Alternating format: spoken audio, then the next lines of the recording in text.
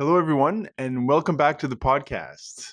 My name is Guillaume Tremblay, and today, before we move on to different topics, I wanted to do one more episode about the chatty mind, the blah, blah, blah, and give a little bit of a kind of a perspective on it. I do worry sometimes that when we talk about these things, they can easily become misinterpreted and not be helpful. So, for example, I talk about, excessive thinking and too much nonstop blah, blah, blah. And that can be a source of stress, a source of reduction of well being. And so it could be that, for example, someone's trying to work on this and then one day has a day where maybe it's not going as well and their mind's quite busy. And then they realize that their mind's busy and they're like, my mind's not supposed to be busy. It's not good for me. And then they think about thinking more. So they worry about the blah blah blah and therefore sort of increase their stress, and not be a helpful perspective. So keeping things in proper perspective, proper balance is very essential when we go into these sort of deeper topics that require sort of a bit of a grain of salt and nuance. So when we talk about the blah blah blah or the default mode network activity related to rumination, self-referential narrative, talking to ourselves about ourselves, mind wandering too much, just nonstop sort of chatter, it's important to again come up with a balanced perspective. So I don't want to demonize this sort of cognitive inner experience. Okay, that's not the point of this discussion. The way that I like to, one analogy that I've used a lot in some of the talks that I've done over the years is that you can look at the default mode network activity, the blah, blah, blah, a lot like you can consider dental plaque. Okay. It's a funny thing to say, but I do love my dental health analogies. So it's a lot like dental plaque. Everybody has it. It's quite normal. And perhaps on a certain level, it's even functional and helpful and protective. But dental plaque becomes a problem when it becomes excessive. It's when it is excessive that it can cause gingivitis and cavities and all sorts of dental health issues. And that's the perspective I like to kind of, the analogy I like to share about the default mode network activity, the blah, blah, blah. Everybody has it. It's very normal. There's a lot of it that is perhaps even quite functional in terms of the evolution of the brain, but the excess of it, it's the excessiveness that can lead to troubles and challenges to our well-being, or reduction of well-being, and making us more prone to suffering. And therefore, what's been shared in the last two episodes is methods to reduce the excessive blah blah blah, not eliminate it, or just or worry about it whenever it's maybe a bit busier for whatever reason, but just to apply ourselves to reducing it. Okay. Now, again, in some of my work, professional work, I've talked a lot about the idea of mental hygiene. I'll certainly come back to that. That our brain requires constant maintenance. Okay. Sometimes we look at these things like taking care of our brain, the breathing, like it's like a temporary, as if there's a goal to get to in the future. Okay. But we don't have, but it's not really that way that I want to share this.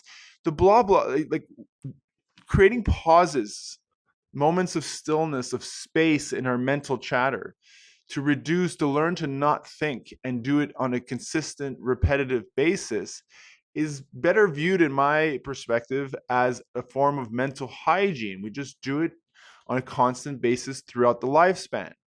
We don't talk about dental hygiene, for example, brushing our teeth, as a way to work towards a future goal.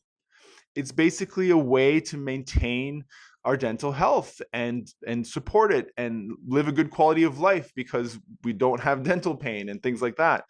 And it's not like you get to a certain point in your life, you get to 60 years old. Okay, well, I've been brushing my teeth for 55 years. I think I'm done now. Well, you're probably going to notice a decrease in your dental health and well-being. The mind is the same. The mind needs constant maintenance. Okay.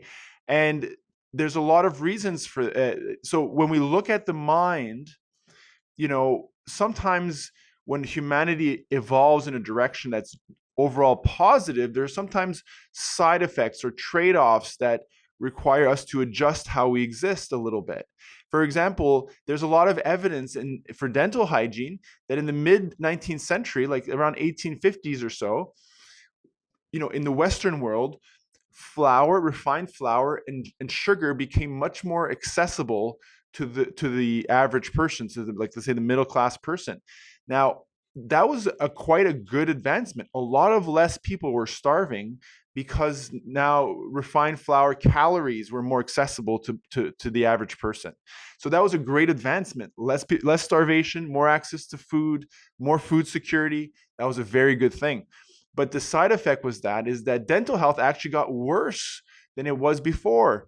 It plummeted, and a lot of people's teeth were literally rotting with all the refined flour and sugar.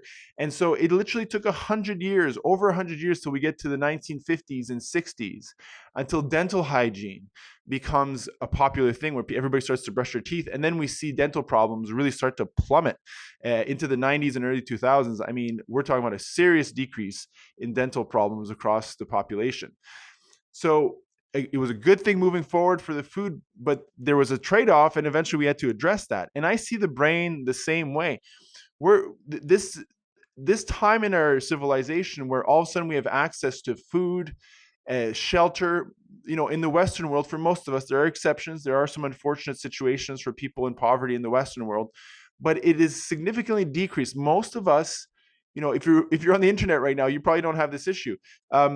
Most of us have food security and not having to worry about our survival in terms of shelter, food, and just warfare with the neighboring tribe.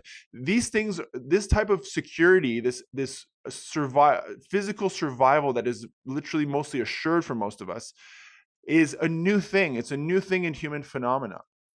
And add to that the advance in technology, the internet, the information age, where we're kind of bombarded with information. That is a new thing. I think it's a good thing. I think it's good that we're advancing technologically, that there's food security, that we don't have to worry about our survival like we used to, that we have access to the internet and all sorts of wonderful information. That's a great thing. But a trade-off, part of that, is that we're not used to this. It's created a lot more of the blah, blah, blah. Before, we had to constantly sort of focus on surviving, working the fields, planning for the winter, worrying about the neighboring tribe. We were constantly doing stuff to survive. And all of a sudden, within a very short time in geological or human history, that just stops. And all of a sudden, we have time to relax and watch TV and Netflix and things like that. And so the blah, blah, and then all this information coming in. And again, a trade-off of that is the blah, blah, blah is a lot more naturally active. And so a new thing is required now as we move forward as a people is to address this blah, blah, blah, and look at it as a hygienic practice that every day the brain needs a little maintenance, a little care, a little space, a little stillness, a little way of just, taking a moment to just have just not think, whether it's a good day or a bad day. We just don't think. We talked about the breathing. We've talked about breathing stillness, coordinating your breathing and your steps, just feeling your body. Sometimes you can just look at the trees around. There's many ways to pause the mind, but just to deliberately not think on a consistent basis is, in my view, an essential thing as we move forward in this technological age, that we can embrace the advancement of technology while continuing to march forward in our well-being and reduction of suffering and flourishing as individuals and as a society. So I wish everybody a good day. Let's apply ourselves to increasing our well-being through regular moments of no thinking, of pausing the mind, and I hope everybody has a good day. See you next time.